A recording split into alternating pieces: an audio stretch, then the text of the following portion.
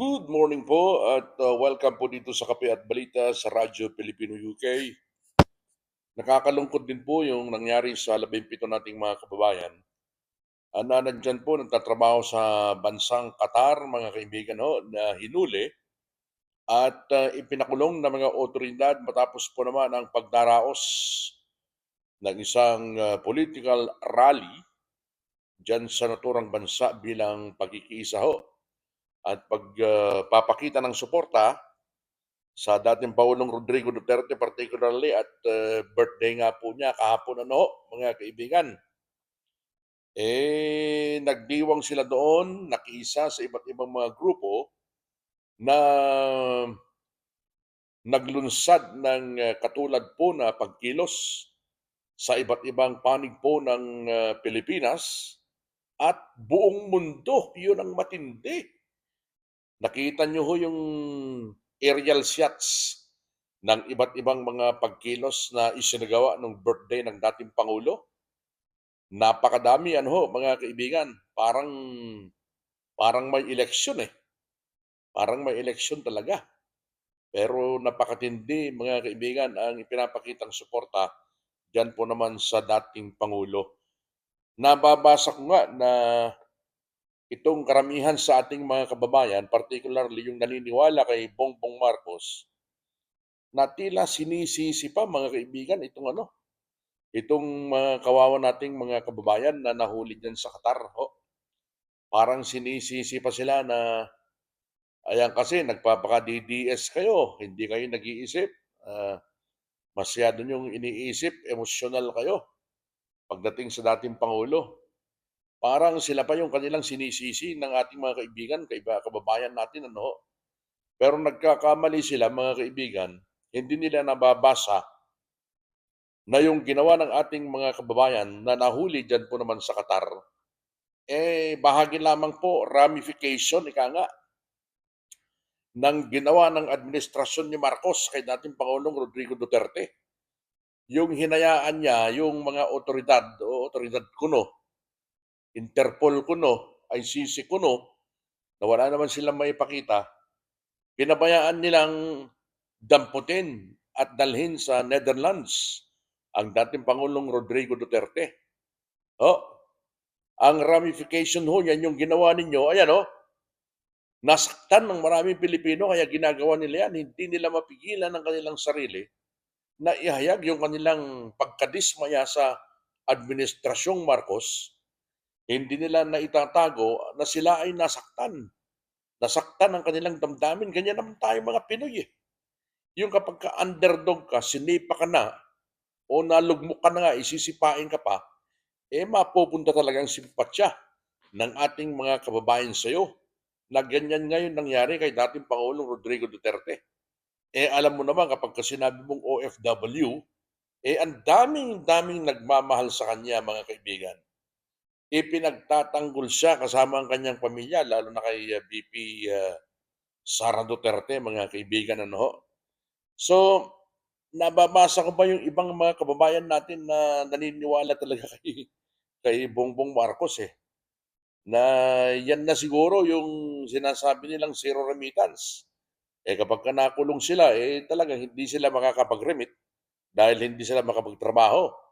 Kaya tama lamang na zero remittance noong zero remittance day noong birthday ng dating Pangulo. Pero itong mga taong nag-iisip ng ito, parang nahawa yata sila sa palasyo na parang walang mga puso, ano ho? Parang walang mga utang na loob. Ho? Walang nararamdamang simpatya sa kapwa. Imbes na makisimpatya sa kanila sa nangyari sa kanilang paghuli, sila pa yung binabakbakan. Ramification nga ito, resulta ng ginawa ng inyong boss na si Bonget, mga kaibigan, no? Kung maayos sana ang ginawa sa dating Pangulo, walang mangyayaring mga rally-rally na ganyan. Hindi maglulunsad at maglalabas ng kanyang mga sentimiento ang maraming kababayan natin na nandyan sa ibayong dagat kapag hindi nila ginawa yun. Kaya understood ko yan nabanggit ko nga, tayo mga Pilipino, mga kaibigan, yung underdog, doon tayo pumapanig. Oh, nakita mo ng nalugmok na, nadapa na yung isang tao, sisipain pa. Tayong mga Pilipino, maawain tayo mga kaibigan, 'di ba? So, huwag niyo namang ganyanin yung mga kababayan natin na nakulong na nga, babanatan niyo pa. Sinabi nga mga kaibigan itong si Department of Foreign Affairs Undersecretary Eduardo de Vega na nakapiit yung 13 Pilipino sa isang police station diyan po naman sa Qatar. Isang oras ang layo mula sa Doha na siyang kapital ng nasabing bansa. Ayon kay De Vega, nagrally ang naturang mga Pinoy noong March 28 bilang pagtutol sa ginawang pag-aresto sa dating Pangulo na siyang nagdiriwang din ng kanyang kaarawan sa nasabing araw. Sinabi naman ng mga opisyal na lahat ng political rally o anumang illegal na pagtitipon ay pinagbabawal sa Qatar. Sa kabila nito ay sinabi ni De Vega na mayroong mga abogado ang Philippine Embassy sa nasabing bansa. Ang isa lamang anyang problema doon ay iba ang kanilang justice system at ayaw muna nilang mayroong kausap na taga-embassy hanggang hindi pa tapos ang kanilang investigasyon. Umaasa ho tayo mga kaibigan na kapag nagsumikap po ang Philippine Embassy at nakausap nila, saglit lamang ang pagkakapiit. Yan po naman sa ating mga kababayan, alam naman natin na naghahayag lamang sila ng kanilang saloobin. Freedom of speech, ika nga. Hindi lang maliban lang kung gustong i-curtail ng naturang bansa ang kalayaan sa pamamahayag ng ating mga kababayan dyan po naman sa bansang Qatar. Sa kaugnay pa ring balita mga kaibigan, ano ho? Nanawagan po itong si VP Sara sa mga supporters na patuloy na manalangin para sa kanyang ama. Nagpapasalamat din ang Vice President sa mga supporters ng kanyang ama at ng kanilang pamilya na salamat ng marami sa mga pagtitipon sa iba't ibang bahagi po ng mundo para ipagdiwang ang ika-80 araw ng dating Pangulo.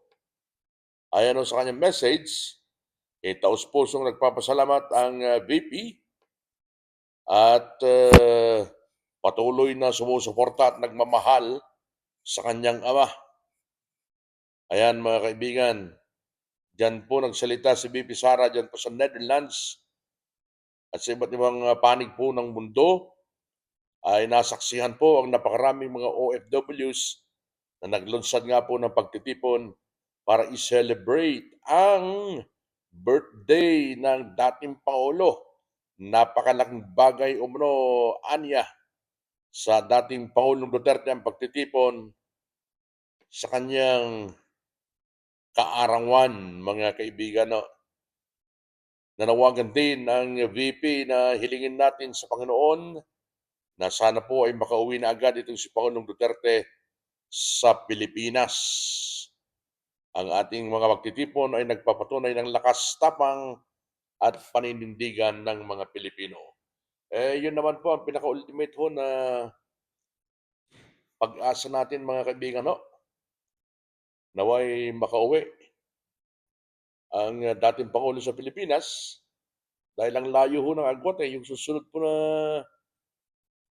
paglabas niya sa korte sa darating pa na September o ilang buwan pa ang hihintayin bago siya payagan mga kaibigan o makapagpresenta ng kanilang mga ebidensya dyan po naman sa ICC. And hopefully po, ipanalangin lang natin at umasa tayo na magiging maayos ang lahat. Dahil kung ano-anong mga bilang ng umano'y mga biktima ang inilalabas ng kung sino-sino mga alipores ng Marcos administration dito sa Pilipinas, kumpara naman dun sa bilang ng umano'y mga biktima ng drug war na prinisinta noong unang araw dyan po naman sa korte sa ICC. Sa mga kaibigan ho natin na hindi po nakakapag-subscribe sa atin pong Kape at Balita sa YouTube channel po ng Radyo Pilipino UK, masayang-masaya na tayo mga kaibigan kapag meron po kayong kahit isang subscription lamang para patuloy ho tayong maghatid ng mga saloobin ho natin sa mga nangyayari sa ating bansa. Mula pa rin dito sa lungsod po ng London, United Kingdom, ako ang inyong karadyo. Ako po si Buddy Bernardino. Bye for now, folks. Bye!